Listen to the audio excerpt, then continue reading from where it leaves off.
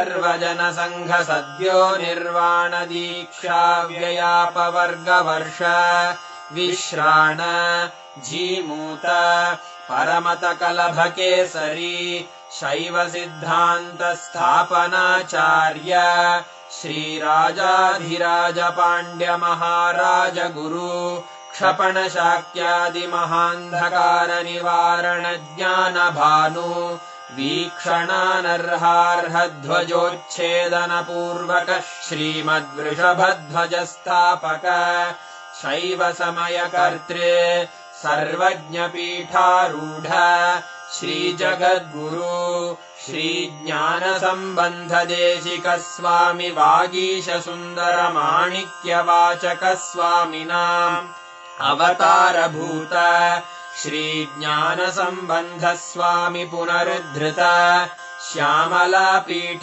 सर्वज्ञपीठ त्रिनवत्युत्तरद्विशततम गुरुमहासन्निधान अरुणगिरियोगीश्वर परम्परागत अरुणाचल सर्वज्ञपीठ गुरुमहासन्निधान कैलास परम्परागत काञ्ची कैलास सर्वज्ञपीठ त्रयस्त्रिंशदुत्तरद्विशततम गुरुमहासन्निधान नित्योत्सव नित्यमङ्गल नित्यकल्याण नित्यरजित कैलास परम्परागत आदिकैलास नित्यानन्दपीठ महासंस्थान महासिंहासन पीठकर्तः साक्षात् श्रीपरमशिव समुद्भूत कैलास परम्परागत वैवस्वतमनु इक्ष्वाकु हरिश्चन्द्र भगीरथ श्रीरामचन्द्र शूरसेन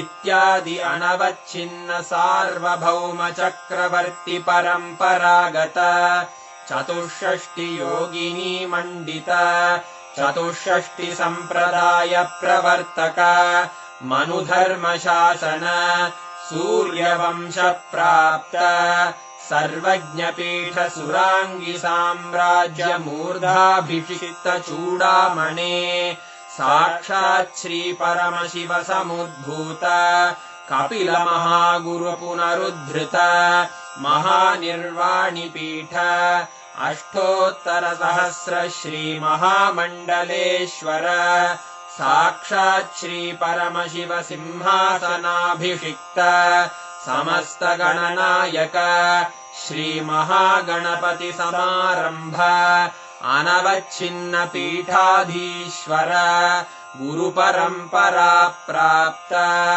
अटलपीठ अष्टोत्तरसहस्र श्री अटलपीठाधीश्वर धर्ममुक्तिस्वर्गपुरस्वर्णपीठ त्रयोविंश गुरुमहासन्निधान कैलास परम्परागत आदिपीठ सर्वज्ञपीठ जगद्गुरो श्रीकैलास पुनरुद्धारक श्रीकैलास परमाचार्य श्रीमत्परमहंस परिव्राजकाचार्यवर्य सच्चिदानन्द प्रणवस्वरूप श्रोत्रिय ब्रह्मनिष्ठ श्रीमज्जगद्गुरु श्रीलश्री भगवच्छ्री नित्यानन्द परमशिव श्री ज्ञानसम्बन्ध देशिक परमाचार्य स्वामिन् अत्रागत्य परिपाल्य च अस्मान् विज्ञान वितरणेन विजयी भव जय जय।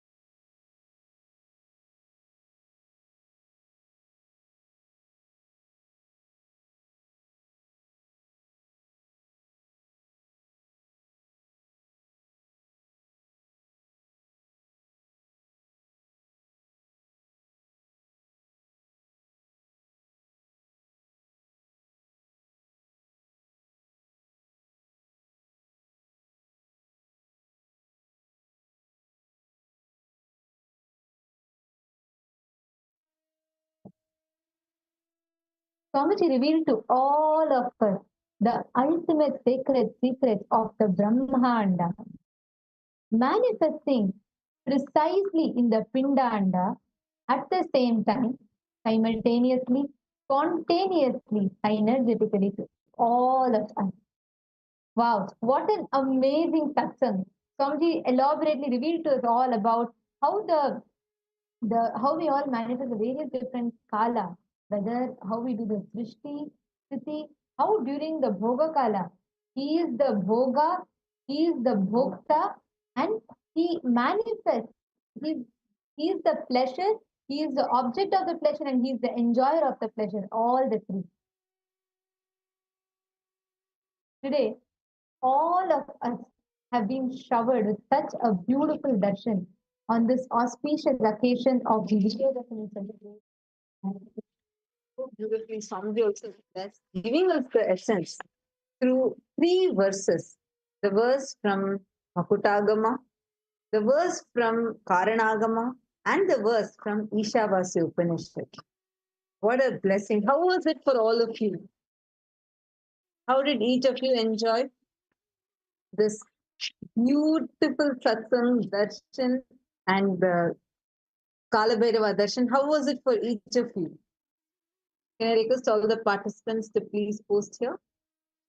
All the participants that are here, Malita, Ma Shanti Ravishankar, and all the participants, Atma Jyotika Ayya, Matthew Vaiskar Ayya, Rogelio Ayya. Rogelio Ayya's posted it was amazing. Actually, today's revelations, right? Swamiji has summed up the essence of the Nava Tattvas, the essence of what we need to understand about the Nava Tattvas, understanding the deeper truths. All the three, one Ishavasya Upanishad, the verse from Karanagama, the verse from Makutagama, the essence of all the three Swamiji has revealed to us. And each of these are very, very important for us to understand and for us to learn about. Rogelio is saying it was very, very powerful. Ingrid has posted it was very deep, compassionate, it was very blissful. So beautiful. Actually, this today's satsang, listen to this a few times, even to internalize, because every single tattva, Swamiji revealed how each one of these 9 kalas are happening simultaneously, spontaneously, synergetically, and when the delusion and destruction, when actually you get into a delusion of how the pleasure and destruction happening together, at that time we confuse between what is pleasure and what is actually destruction. Renouncing that is raga. Wow, actually, that really clicked so deeply because many times we all confuse our what we call as pleasures between the destruction, our own destruction dimension. See, you destroying, whether it is your addictions, whether when you are addicted to something, or knowing that something is not good for you, still eating it, knowing something that is very harmful for you, still doing that in your life, all these areas, but you misunderstand and think wrongly that it is pleasure, but in fact it is your destruction. That really clicked in me. Like I was like, wow. Every single revelation from Swamiji was so powerful, so beautiful. And I request all the participants also to take a few minutes, share your experiences. And now we are going to be entering into power manifestation. Today we have a lot of powerful revelations sessions from Swamiji and a unique workshop. Anyone who wants to get liberated from any of the karmas, the karmic patterns that you have, make sure you're staying tuned. We are going to be learning about that today. And first, we're going to start with manifesting the power of being able to alter the temperature of anything. See, basically, you're going to play with the powers where you're going to be able to enrich people, giving the karmic breakthroughs to people and having that karmic breakthrough yourself. So this is what we're all going to be manifesting today. And the first thing that we're going to be starting with is we're going to be manifesting the ability to alter the temperature, which will help you in completely altering any situation that is happening. You will be able to change, you will be able to alter the situation based on what you want. This exact science is what we're going to be manifesting right now. So we're going to first start with changing, altering the temperature. And I'm going to request, if you have, this can be both, it can either be blood pressure monitor or temperature thermometer, both. If any of you, I request all the participants to please get the object. Please get the thermometer or the BP machine, any of this which can measure. See, how many of you find yourselves getting stuck in situations where you feel, oh my God, I really don't want to be in this situation? Because today we are going to manifest a power that can diffuse such situations, diffusing volatile situations for you. And just through the power of third eye, how you can do that, you're going to learn about all of these. And we're going to be manifesting this power today. I request all the participants to kindly settle down and be in front of your cameras as we enter into the power manifestation.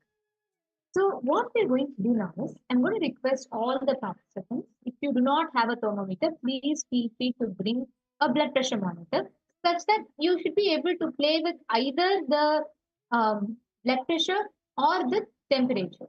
Because these two are some of the core aspects which we feel like we have no control over.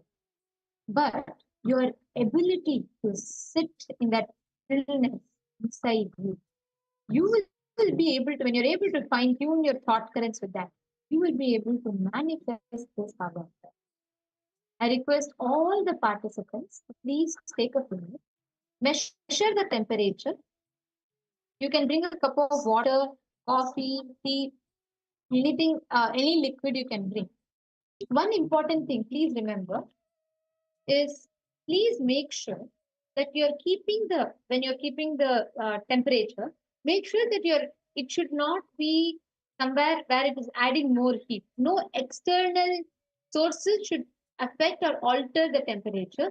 It should only be your will. That is why you're not going to cool down, because many times, because of the environment, naturally the temperature, the water or any liquid that you're keeping will cool down. You're going to increase the temperature. So basically, we request all the participants, you can get a cup of water or any other liquid also is fine. Just get a cup of water and settle down. Keep it in front of you. And using this power without using any external heat, just using the power of your will, you are going to now increase the heat of that water. Ready? So we will enter into the power manifestation. Please start. Sit straight with your head, neck, and spine in a straight line.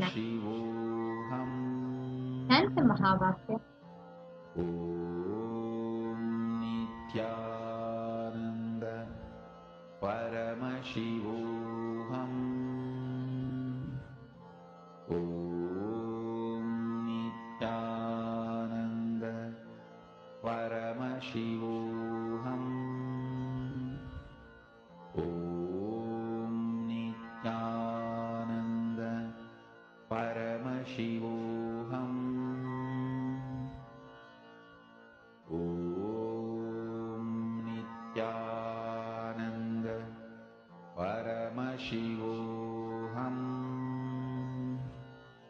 Om Nithyananda Paramashivoham. Om Nithyananda Paramashivoham. Om Nithyananda Paramashivoham. Om Nithyananda Paramashivoham. Om Nithyananda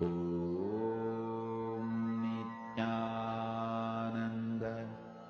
परमशिवोऽहम्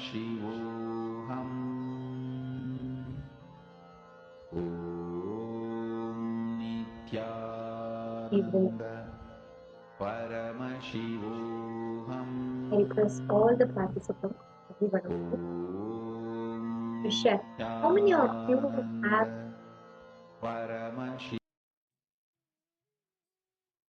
how many of you were able to alter the temperature of the liquid? How many of you had that breakthrough?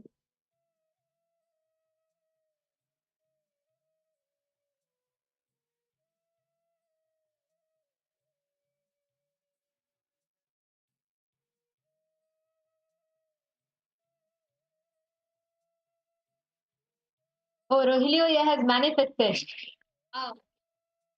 See, 8 to 7 to 4. Rogelio, I just want to request you. If you can do this just 21 times, see, when you're having that breakthrough, invest that time to do it 21 times, really you will see the shift. Means you will, Swamiji says, when you do something 21 times unbroken, becomes like a part of you. You will know the knack of manifesting it. You'll know the sign. So do try. And Rogelio, yeah, once you try and once you are manifesting, do inform us, let us know, so we can take it forward for you the further level, so you can get ready to receive the Trinetra Tilak for it. Okay. So now we're all going to be all the participants that are here, we're going to be entering into our day today with Swamiji's amazing revelations on each of these. We're now going to be entering into understanding about what what is karma. When we say karma, today Swamiji has revealed to us detail about Navatattvas, each of these. See, we learned about and this word karma, Swamiji said, Jiji Vishesh Shatagum Sama Aha from Ishavasya Upanishad very clearly said Kurvan Neve Harma Ani Jiji Vishesh Sama Aha Evam Tvainanyate To Ostena Karma Lipyate Nare. It says, live for hundreds of years and do actions, continuously work, live, enjoy, but without incurring karma. Karmas as thought currents. Just understanding the concept of karma as a thought process. The thoughts that you see. Usually we think karma is equal to action. Any action you do, opposite reaction you get is karma. Sometimes you associate it with Newton's laws of motion, but it is not that. It is not what you do, you get it back. No, it is the thought currents that you carry. Understand, it's completely different. Swamiji is going to reveal today what is karma and how can one live without having any karma incurred upon him. How do you live like that? We're going to be learning that today. So get ready. We're going to be learning the secret of karma, learning what is karma, how to be liberated from karma, and how to live long without having any karma even incurring for you. Let's listen relation from Swamiji about this. First, we are going to be understanding about what is this term karma itself. What does karma mean? What is karma? It is not really how we think, how we understand about it. The very definition of karma, when you listen to the definition of karma from Swamiji Liberated, will immediately liberate you from the clutches of karma. Because it is not about the actions that you do. You may be smiling widely and giving and doing charity, maybe giving lot of money to people, lot of like doing service to people, charity service. All that is good, But if the thought current in you, you feel like a suffocation in you. Oh, I'm giving away, I'm giving away. Even if that level conflict is there in your thought current, you will incur karma. It is not about that action. It is a thought current from which the action originates. Now let's listen to Swamiji about what this.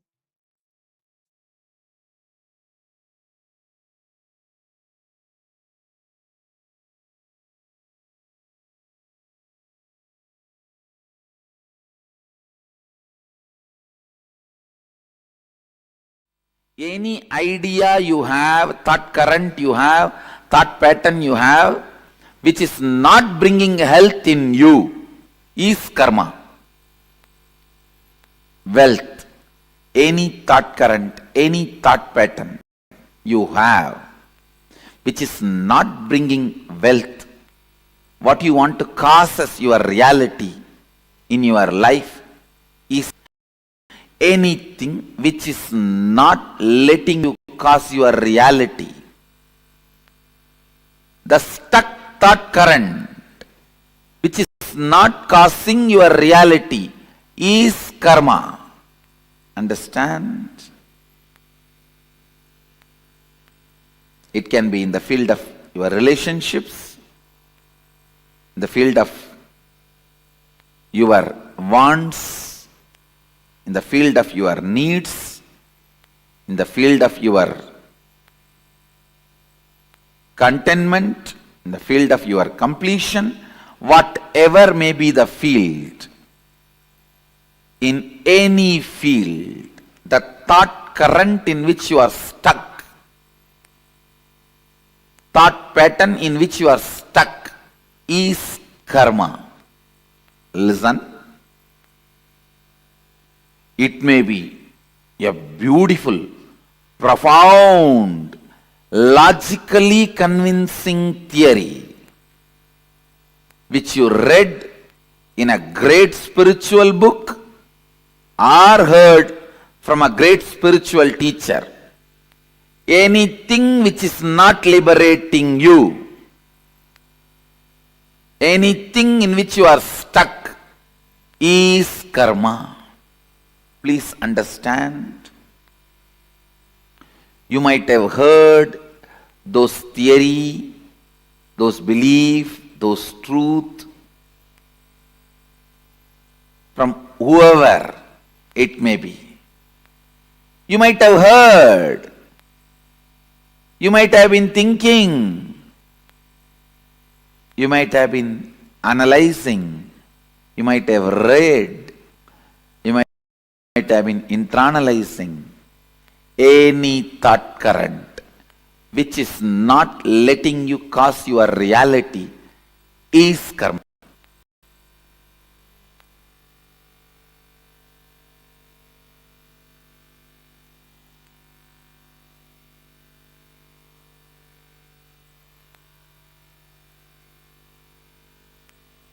There may be tons of books you would have read on medicine, but if you are not out of disease, the thought pattern, thought current you built with all your knowledge is only karma.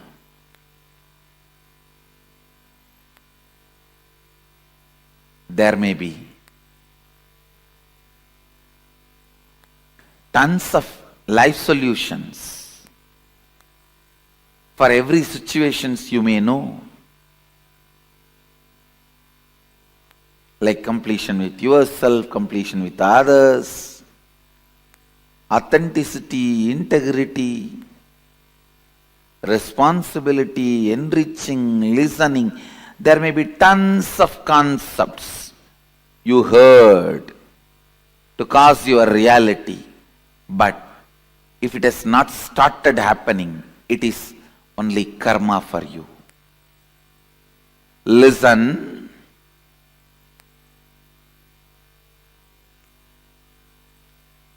It means still somewhere your logic is not opened up.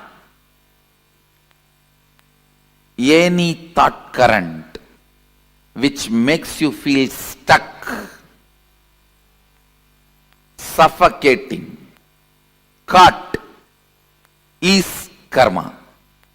You may know about completion, incompletion, authenticity, integrity, responsibility, enriching, causing, living Advaita, everything.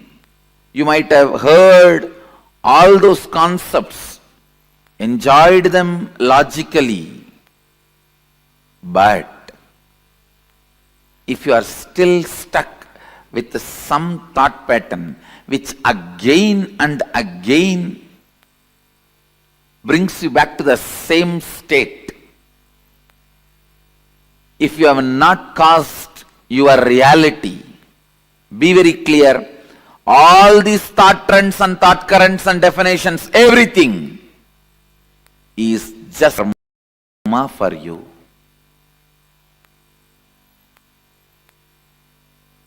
All the concepts. Karma is not just one part of you.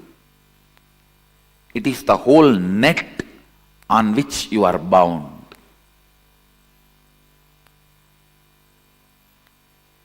Anything which raises you to the next level, which gives you the push, breakthrough, is freedom, is completion. Understand? If you have come expecting definitions about karma, whether it is Pitrudosha, Nagadosha, Sarpadosha, Snake dosha,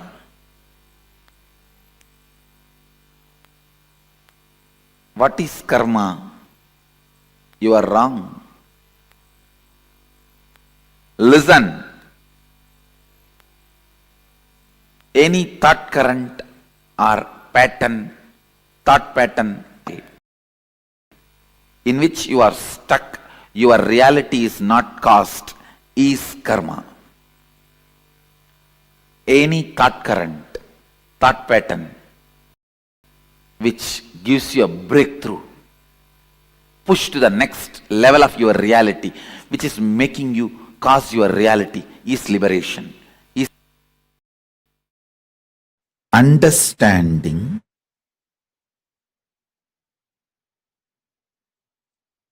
the cosmic flow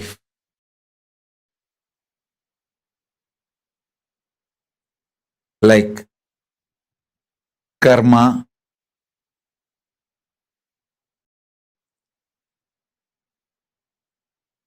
naturally takes its own course of life. Listen to every truth I am revealing. Understanding the natural flow of life means knowing people who harm you will get their karma back.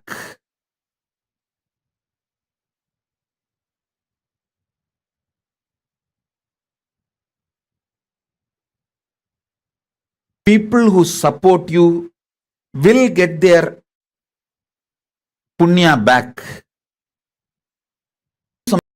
Something wrong, you get the karma. If you do something wrong but you raise your consciousness, you can save yourself from the karma.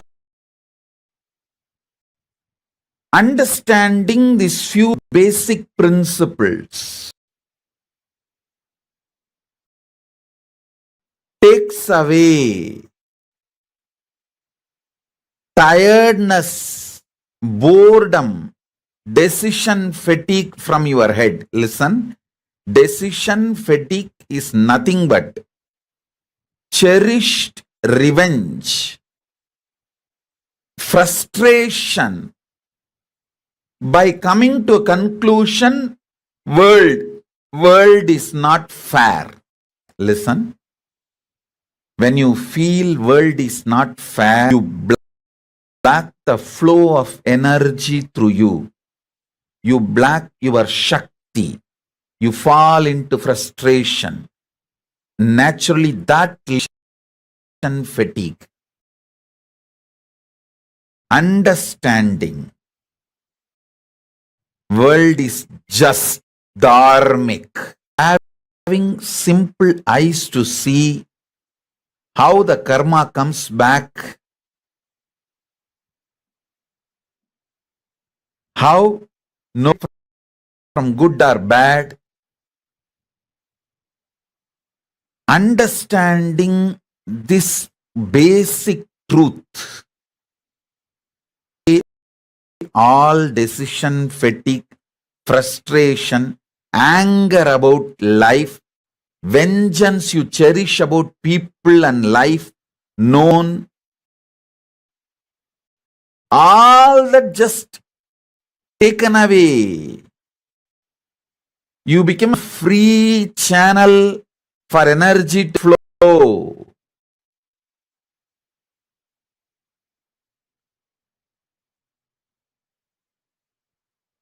Listen.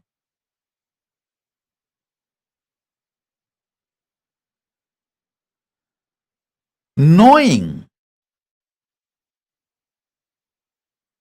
whether human or world, nature,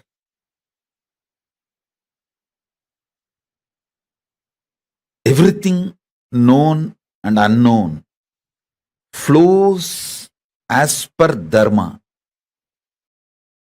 I tell you guys, it is this clarity, just because of this clarity, karma naturally goes back to people. I don't initiate new karma. See, listen carefully.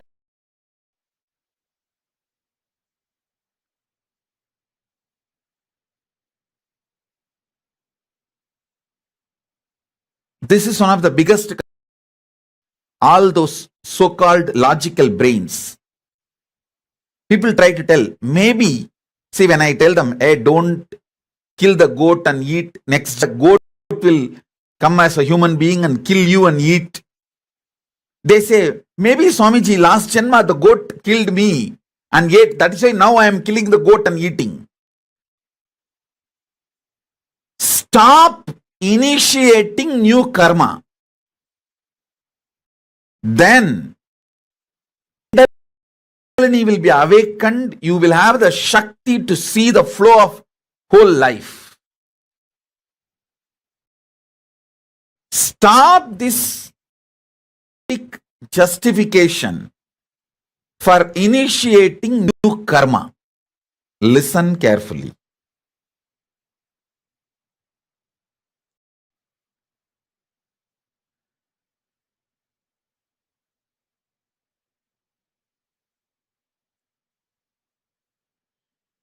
When I realized the flow of dharma and flow of karma, I stopped initiating new karma chakra or the karmic chains that has brought so much me, so much energy. I tell you,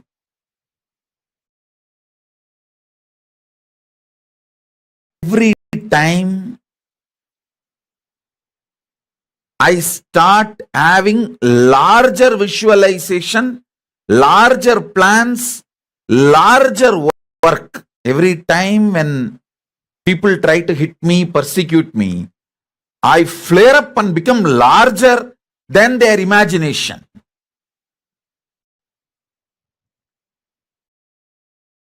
Secret of my energy is knowing the karma flow and dharma flow.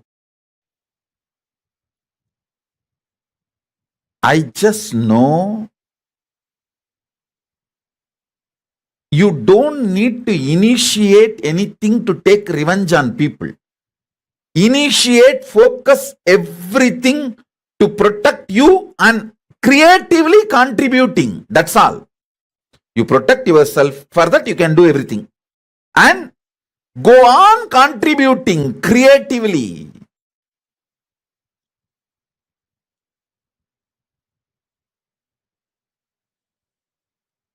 Even when I give a simple hug, it is absolutely creative. I just want to lubricate that being's inner space with my love and compassion and acceptance and flower into a beautiful, powerful being. Same way when I scream, I just carve that being to become a god in every level. I stop just with these two. Maximum and I go on contributing creatively because I am assured inside me experientially about the flow of the dharma, flow of the karma. I do not have a cherished vengeance, cherished anger, cherished violence. All of you should know. You may not have cherished anger towards one person, but you may have a whole against the whole system. You may have a cherished anger and violence against the whole humanity, against the whole economical system, against the whole currency system.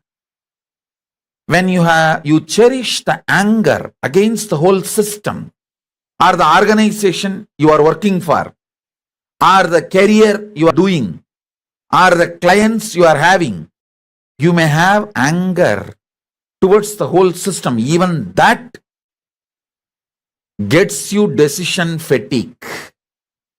When you cherish anger towards one person, it's called vengeance.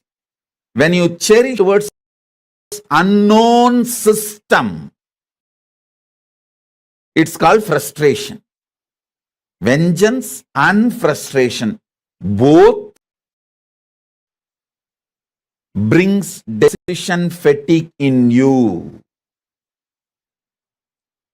The cosmic flow of life, like karma,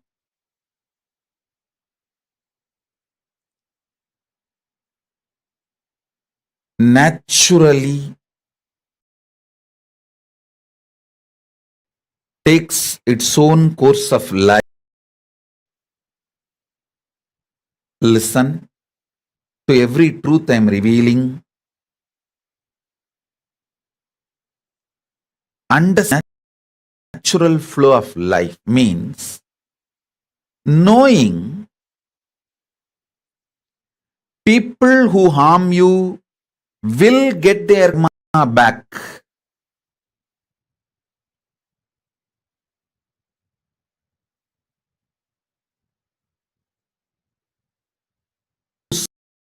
Support you will get their punya back.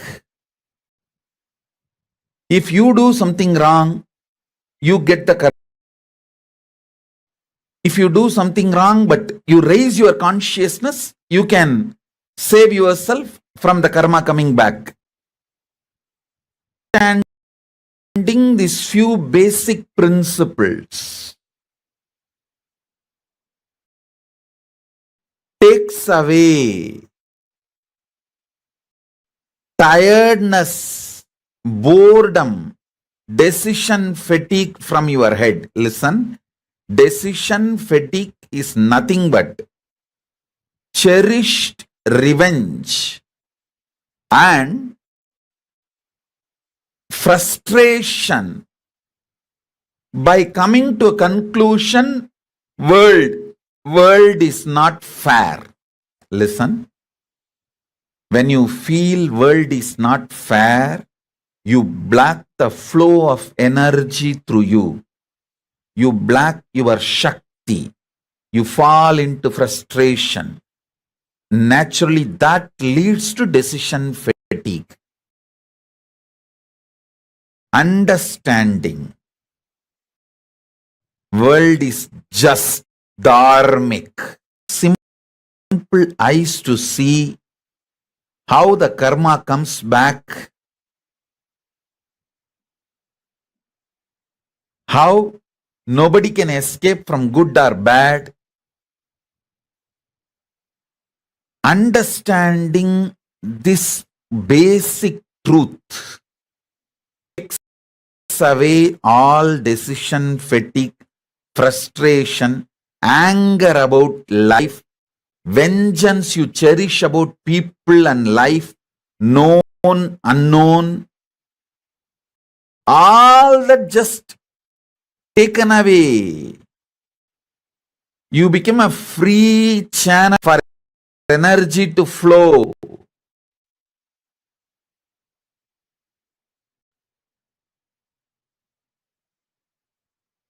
Listen.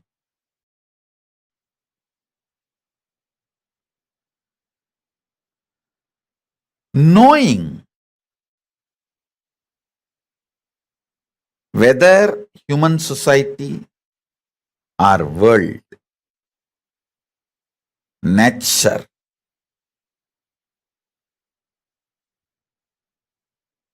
everything known and unknown flows as per dharma. I tell you guys,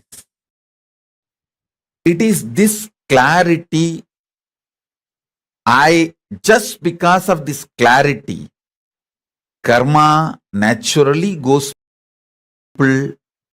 I don't initiate new karma. See, listen carefully.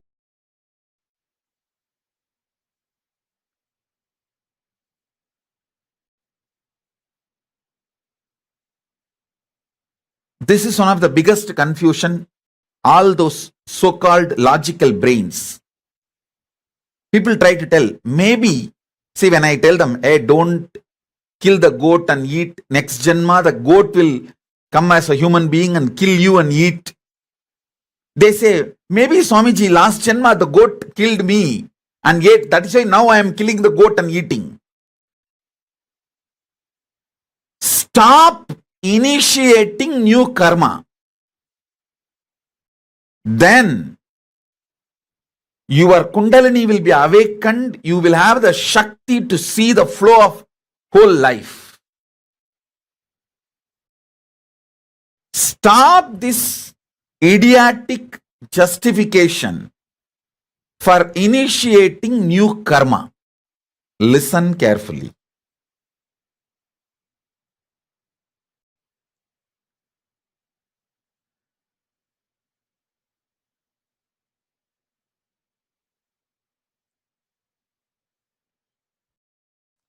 When I realized the flow of dharma and flow of karma, I stopped initiating new karma chakra or the karmic chains that has brought so much energy in me. So much energy, I tell you.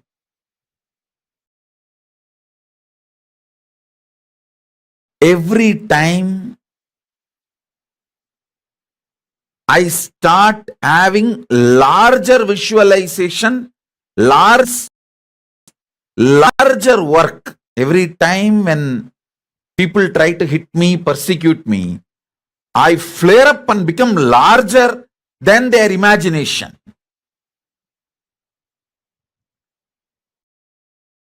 Secret of my energy is knowing the karma flow and dharma flow. I just know you don't need to initiate anything to take revenge on people. Initiate, focus everything to protect you and creatively contribute. You protect yourself, for that you can do everything. And go on contributing creatively.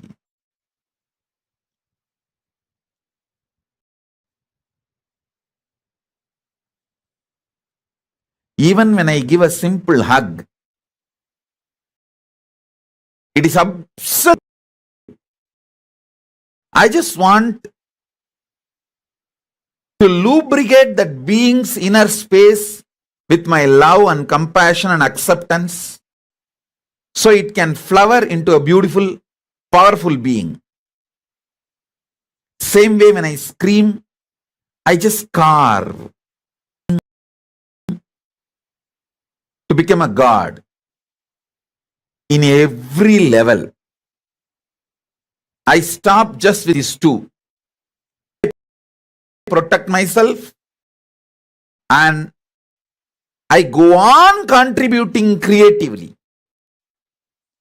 because I am assured inside me experientially about the flow of the dharma, flow of the karma. I do not have a cherished vengeance, cherished anger, cherished violence. All of you should know. You may not have cherished anger towards one person, but you may have a whole against the whole system. You may have a cherished anger and violence against the whole humanity, against the whole economical system, against the whole currency system. When you cherish the anger against the whole system, or the organization you are working for, or the career you are doing, or the clients you are having, you may have anger towards the whole system. Even that gets you decision fatigue. When you cherish anger towards one person, it's called vengeance. When you cherish anger towards unknown system, it's called frustration.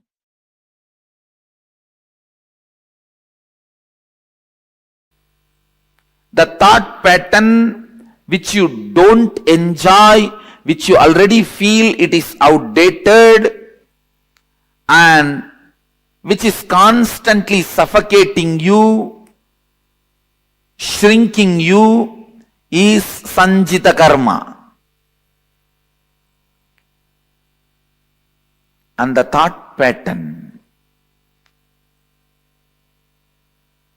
in which you feel you are stuck, but you are able to cause few things as your reality in your life, that is agamya karma. But because you want to cause one or two things in your life, the thought pattern you accept brings untold, unimagined, unexpected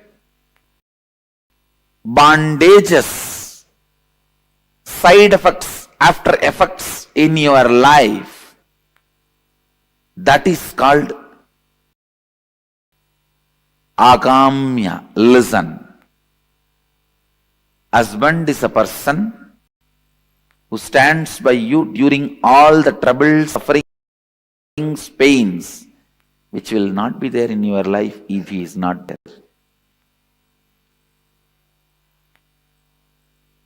That is the definition of agamya karma. You try to cause your reality in one dimension of, and you accept certain thought current, thought pattern into your lifestyle, which causes multiple other suffocations and bondages, unimagined, unexpected, untold, unbriefed.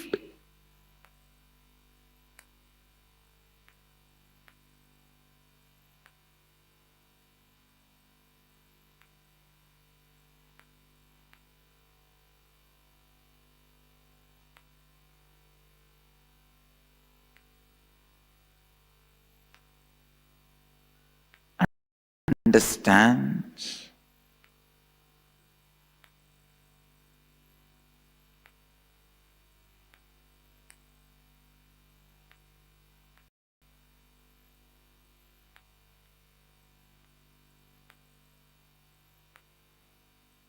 just because you want to own a home, sometimes you get stuck in the home for next 40 years paying bank home loan.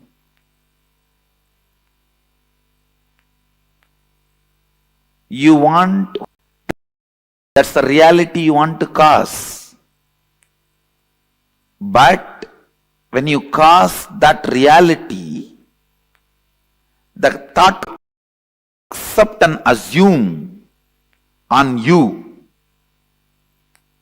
the responsibility you bring upon you and suffocate and bind you in unimagined, unexpected, untold, unseen, multiple ways. This is the example for agamya. Prarabdha means not ready to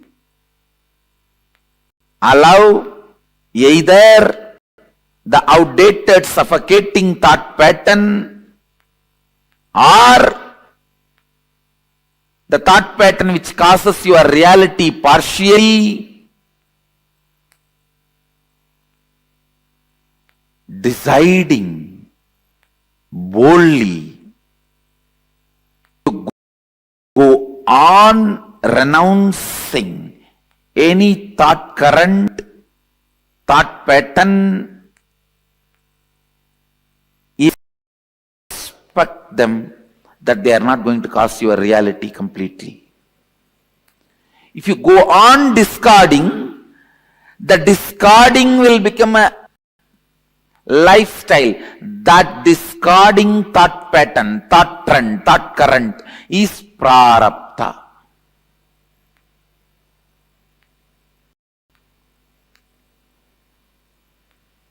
Means only exhausting. No more accumulation.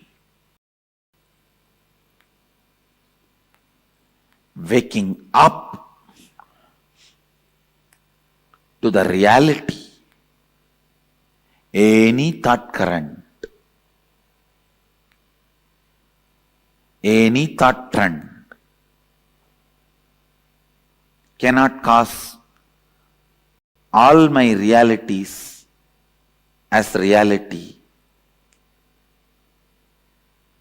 Coming to that understanding and to that reality is enlightenment.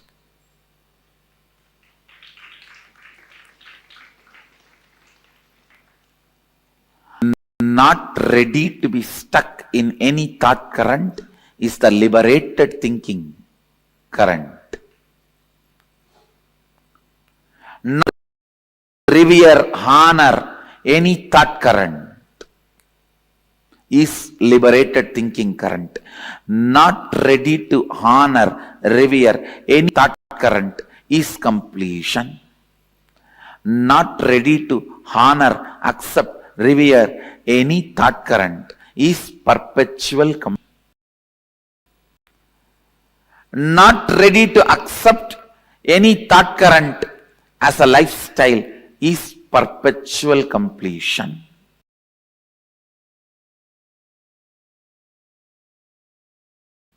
First statement, karma means that the effect of our actions will come back to us in the future.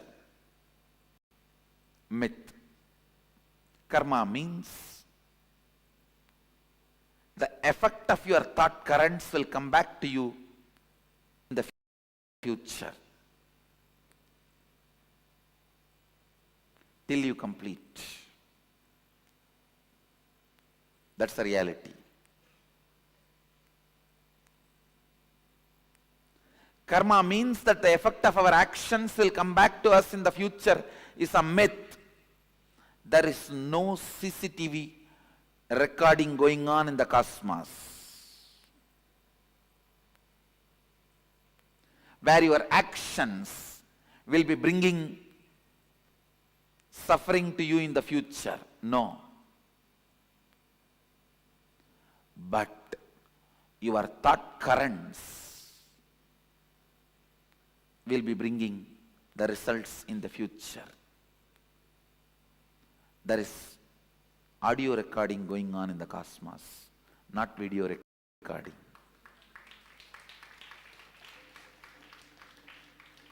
Video recording means your actions being captured.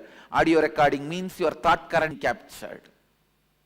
Cosmos has only audio recording, no video recording. Understand, cosmos has no CCTV camera. It's only video muted camera recording.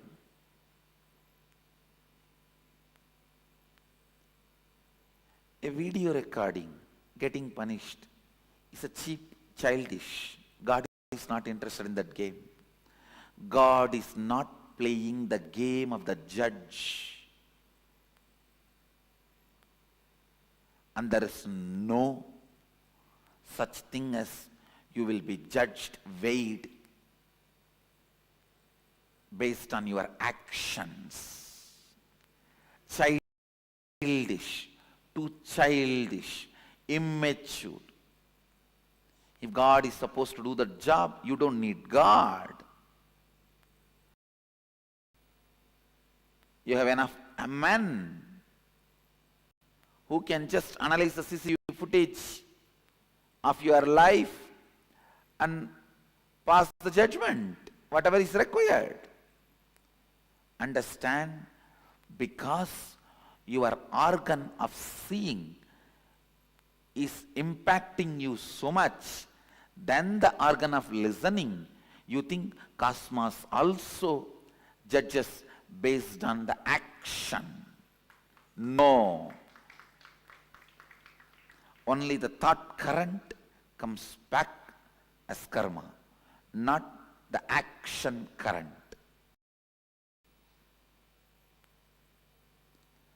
Next statement here. You can cancel out bad karma with good karma by doing good things. It's a myth. It's a myth. Please listen. You can cancel out any karma by cancelling that whole thought pattern, whole thought current.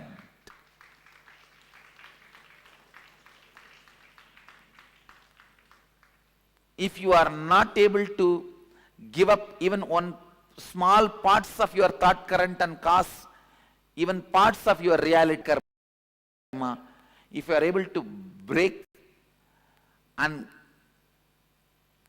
give up on parts of your thought current and make parts of your reality into reality, that can be called as good karma.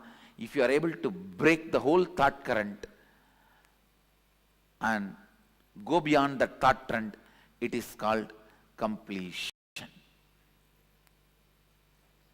So, good karma does not cancel out bad.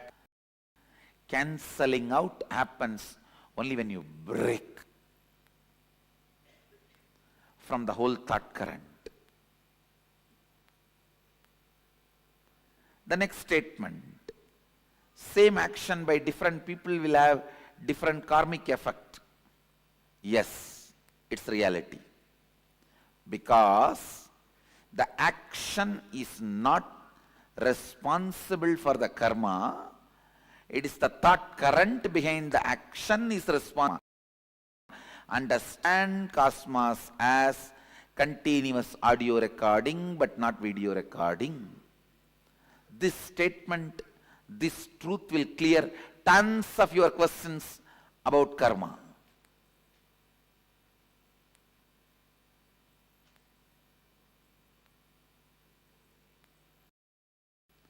In video recording, visuals are always new.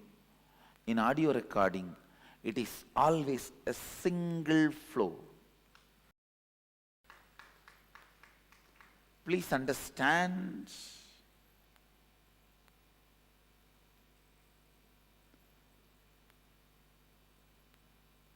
if your mind is audio recorded, don't ever think it will be a long hours together material. No, it will not be more than 5 statements, 24 hours.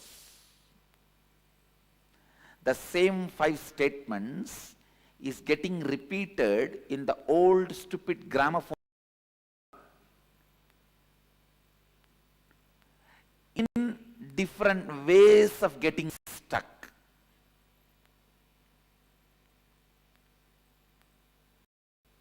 Just this one statement, I ate and like kaka biryani.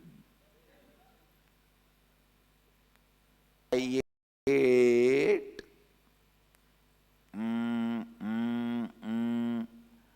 and like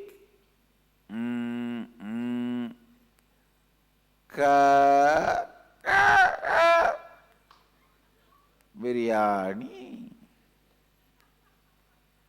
Maybe next time, I ate and like kaka biryani.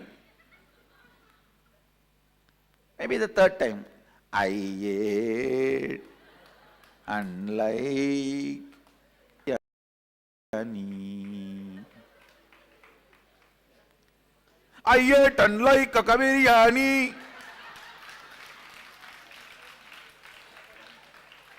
That's all is your inner audio recording. Please understand. If you think, if your inside audio recording is done, you will have multiple things you are wrong. You do not know you. The more restless you are, you think more thought currents you have. No. The more restless you are stuck in the same thought more number of times. Not more thought current. You are repeating the same more number of times, not more number of thought currents. Listen. Listen to this understanding. You can be complete and be liberated today.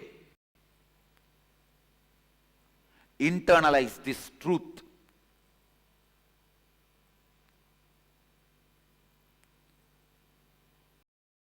It is fresh out of the box definition of karma directly from Sadashiva.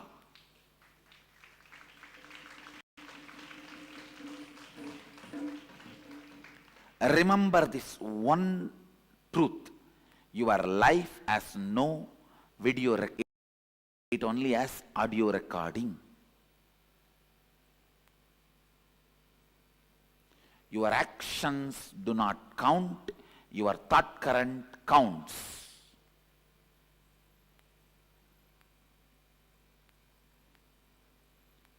Your fight with your mother, or your fight with your mother-in-law, fight with your brother-in-law, or your fight with your daughter-in-law, or your fight with your son-in-law, or your fight with your granddaughter does not count. You fight.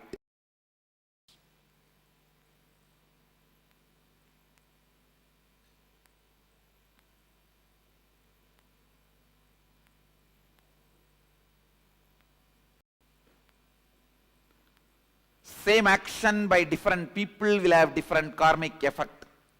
The statement is true. Next statement. Karma cannot be changed.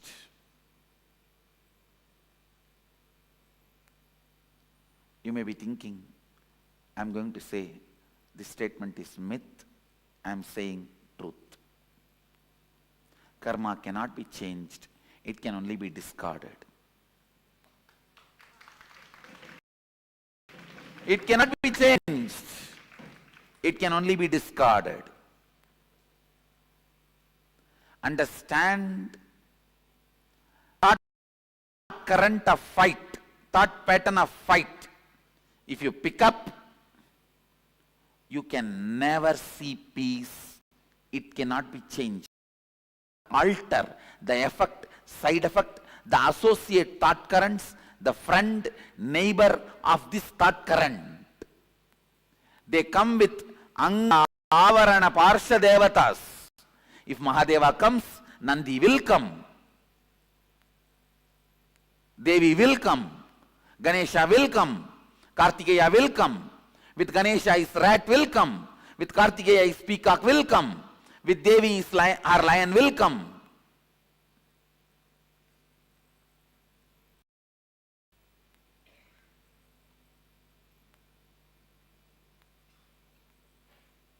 You can't change it. Bring the thought current, a fight. All the things associated will come, you can't change it. Effect, side effect, everything will come, you can't change it. You will attract the same type of people who are holding the same thought current in your life again and again and again. It cannot be changed. Karma cannot be changed. It can only be discarded.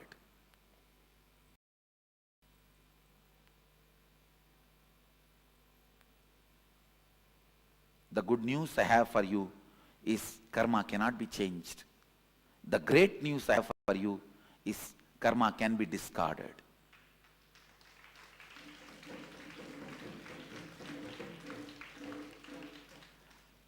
The moment you discard one thought current, suddenly you will see not only you are entering into the next level of your existence, you will be seeing the people who will exist in the next level surround you suddenly.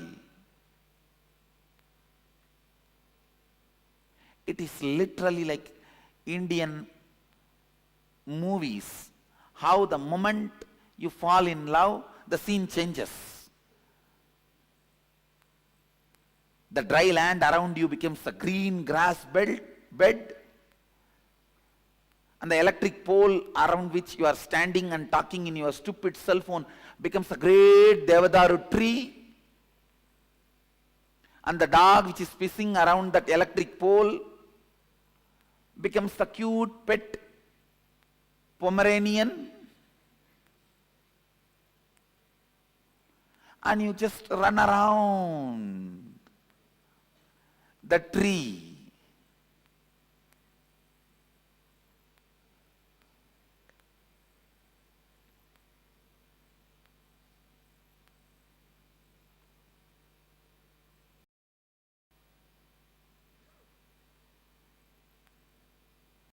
Sometimes you even feel the chillness around the pole, ice around the pole, till police comes and picks you up.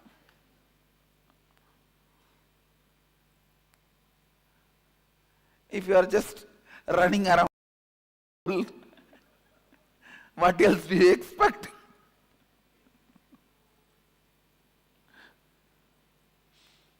Just like how in Indian movies, the moment you fall in love, your whole inside, outside changes. I tell you, exactly the same way.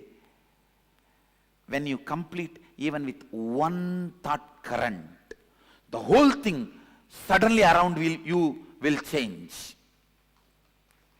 It has to change, only then you are complete.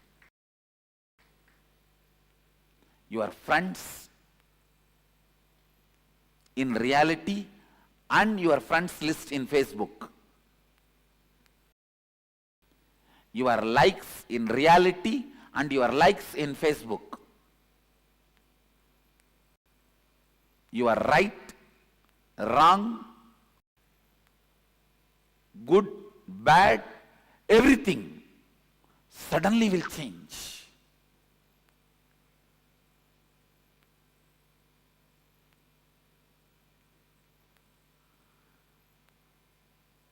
You will have such big breathing space.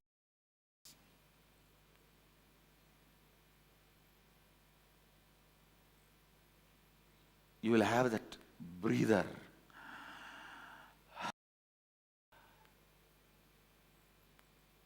Suddenly the feeling suffocated, collapses, crashes.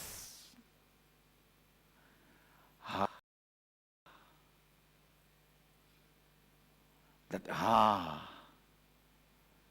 becomes the music of your whole being.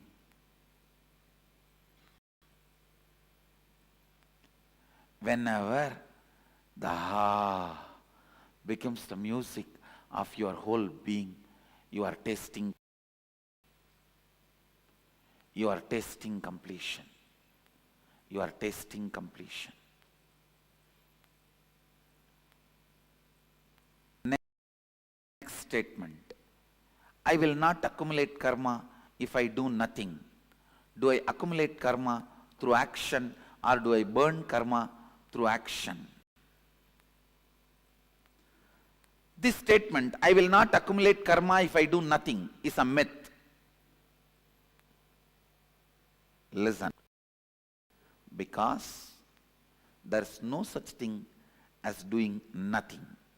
You can't. You don't know that space. When you achieve that space, you will not be making the statement, if I do nothing. You will make the statement, if I be nothing.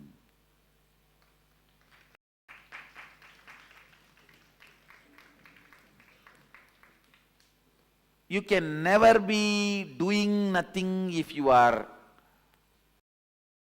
being something. Only if you are being nothing, you can be doing nothing.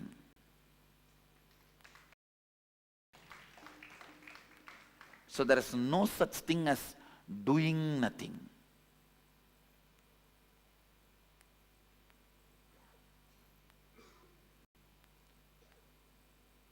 So the statement, I may not want to even say it is myth or reality, I will say it is wrong.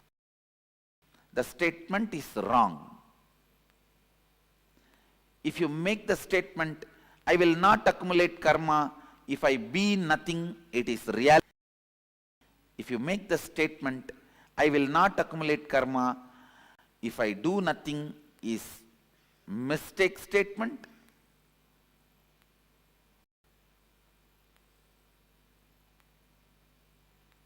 If you make a statement, I will not accumulate karma if I am doing nothing, is a myth statement.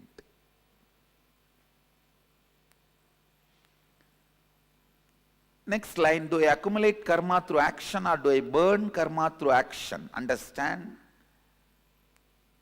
If your context is moving towards completion, you burn karma through action. If your context is not towards completion, you accumulate karma through action.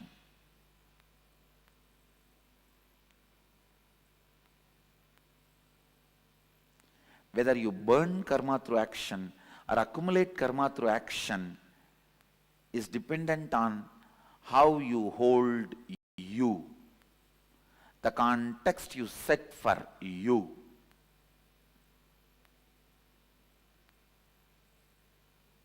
If you believe Cosmos has CCTV camera recording going on,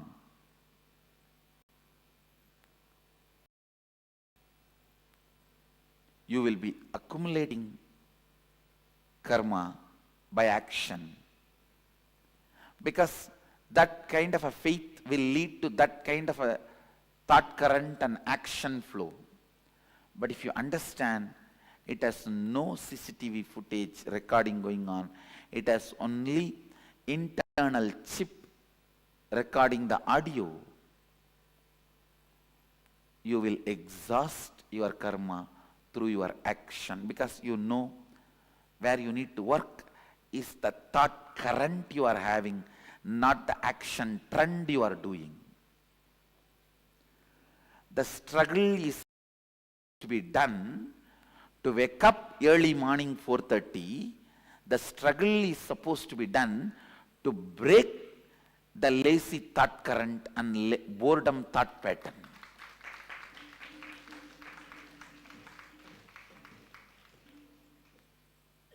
Unfortunately, when you believe the CCTV footage, all your struggle is aimed at waking up at morning 4 o'clock, breaking the thought current of boredom, thought current of tiredness, thought pattern of tiredness and boredom. Even for your whole life, if you wake up early morning 4:30, did not break your pattern, thought current of boredom and tiredness, you built a good habit, not liberation. Habit is a habit. All of you know, I may want to remind you once more. In habit, if you remove the T, if you remove the H, a bit will be there. If you remove A, bit will be there. If you remove B, it will be there. Only when you remove the I, the thought current, it will die.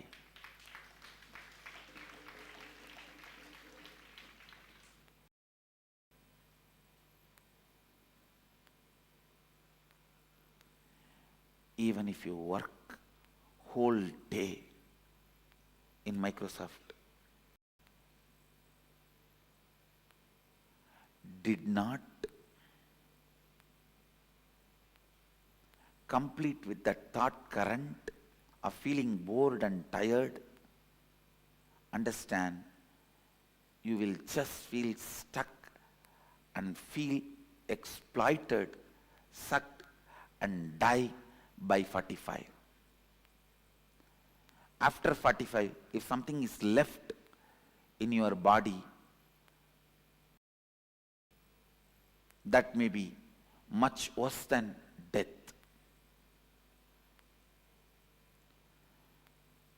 If you break the boredom and thought current and bring activism, you have experienced activism and go on working, you may be working till the last moment of this body's existence and still will not be tired, retired, bored.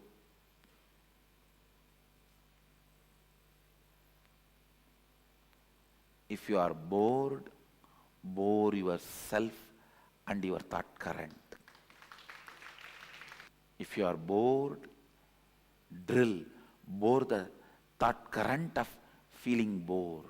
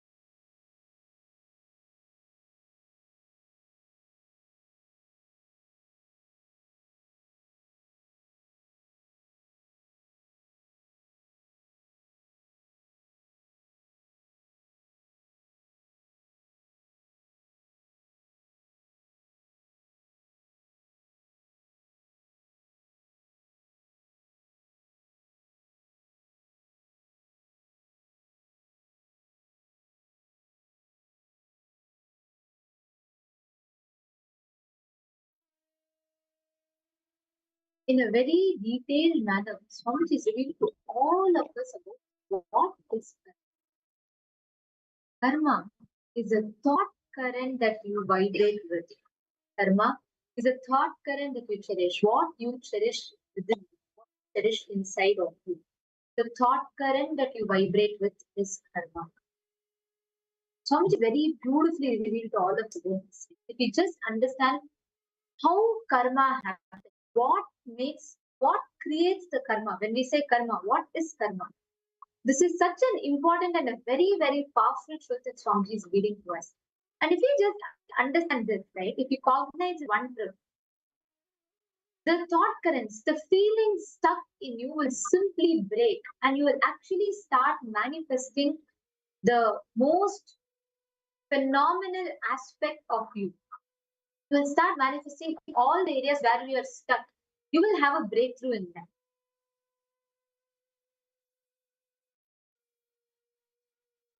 How many of you felt like this is a completely new way? Swamiji just did a burst of all the myths you carry about karma. Because karma is usually we associate, we learn it itself as if any action that you do, what is the opposite reaction you get? That is karma.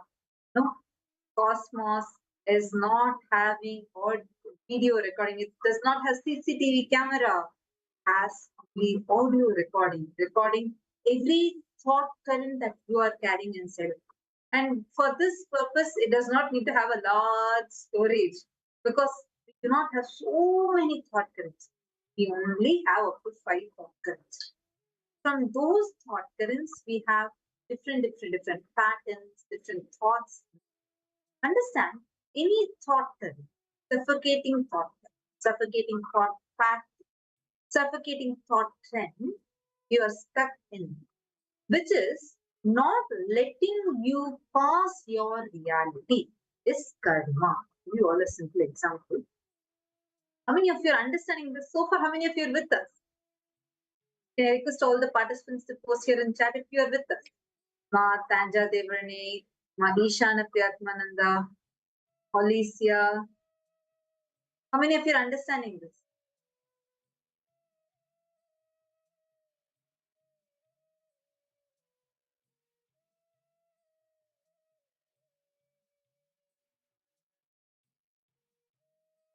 See, listen to this carefully. Can I request all the participants to come on camera?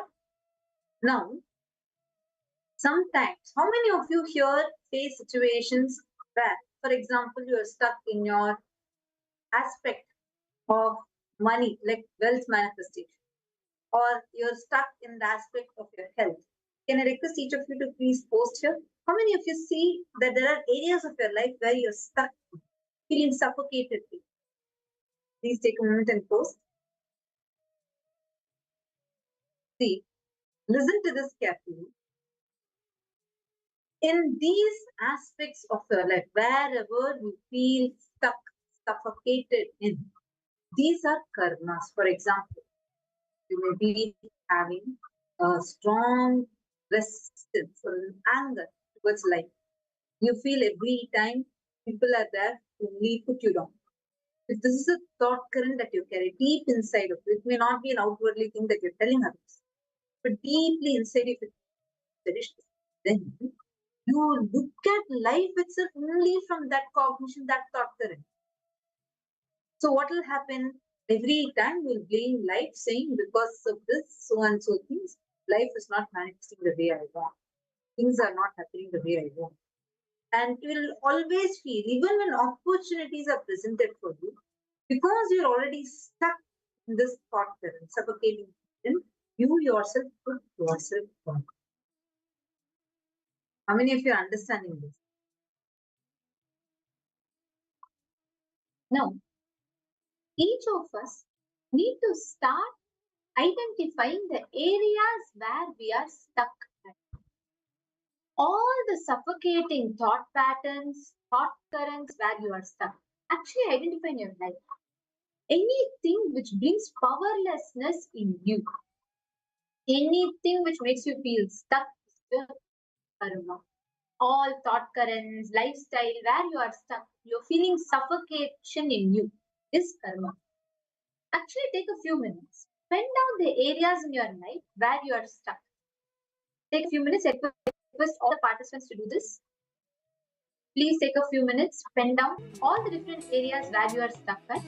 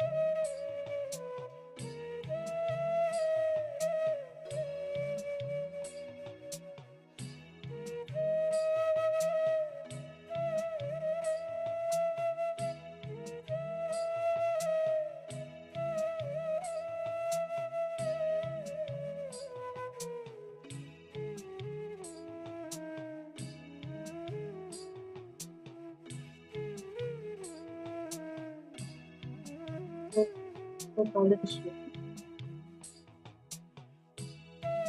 Please relax. Hope all of you have finished writing.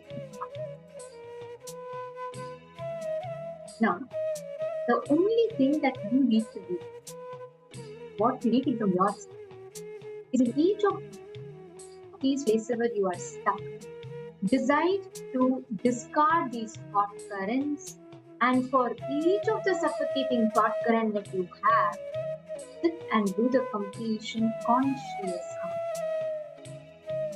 Complete with it consciously, whichever place, whichever places you have this incompletion and suffocation. Sit and complete with each of them consciously. Decide to stop entertaining the pattern of feeling stuck. The moment you stop entertaining that pattern of feeling stuck, you will start manifesting amazing results. That very moment you decide that you're not going to feel, that you're not going to entertain the pattern of feeling stuck, you will start actually manifesting that breakthrough. Now, we're going to be continuing to manifest the power of being able to alter the temperature of any given object. Listen carefully. Many times when you sit, even for manifestation, see how many times you entertain the pattern of feeling stuck by thinking, oh, this is not going to be possible. I have tried this before many times. This is not going to be happening for me. Or I have really tried doing this. It has changed, so I'm not sure how it will work for me. All of these cognitions, you need to sit and consciously declare, decide to drop it. The moment you decide to drop it, the moment you decide to sit and cognize this experience within you, actually you will be able to play with the ups and downs of any external situation that is there. You will be able to very easily manifest the signs. You just stop entertaining the pattern of feeling stuck, saying, oh, it is not going to happen for me. It's okay, so what? Even if it doesn't happen, it's a so what? You sit, take some time, first experiment with the signs that Swamiji has revealed. Spend that time, manifest that powerful cognition, you will see it manifest as a reality.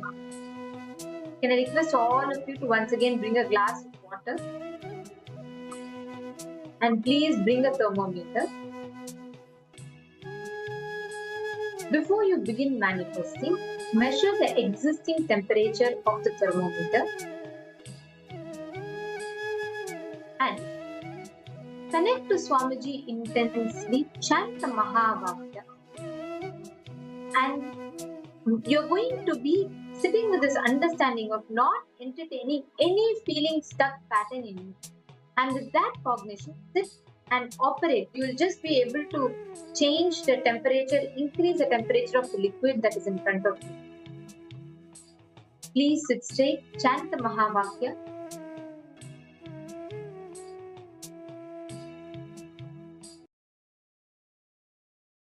I request all the participants to sit straight.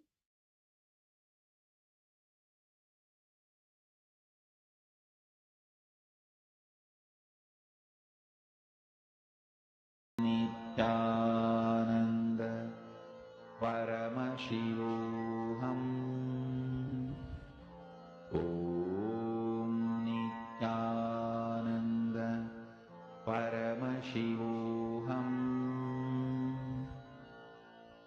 Om Nithyananda Paramashivoham Om Nithyananda Paramashivoham Om Nithyananda Paramashivoham Om Nithyananda Paramashivoham Om Nithyananda Paramashivoham Om Nithyananda Paramashivoham Om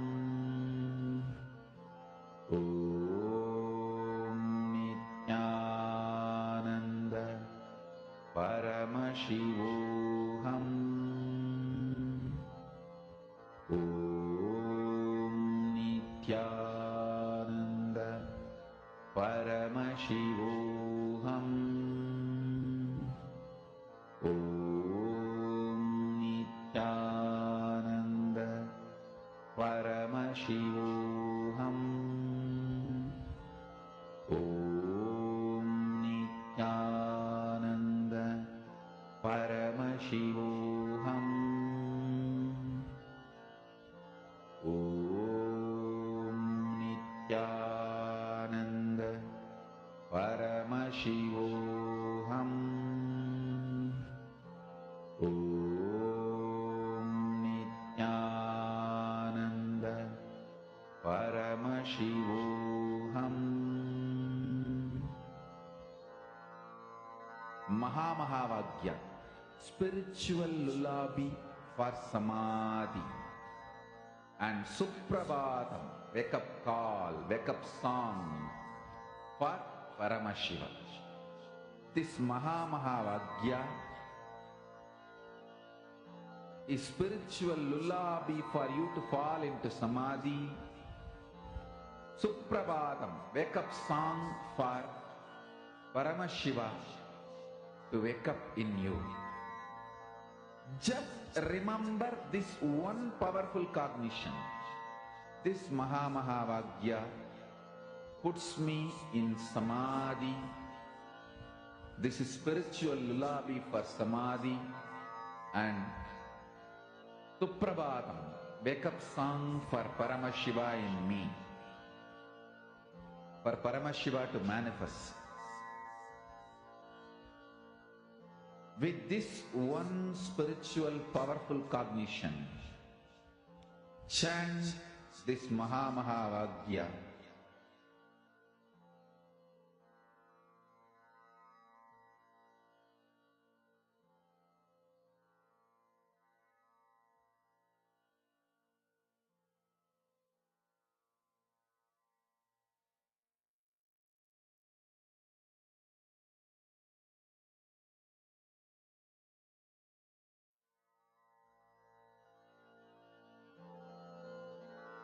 Mahamahavagya, spiritual lullaby for samadhi, and Suprabhatam, wake up call, wake up song for Paramashiva.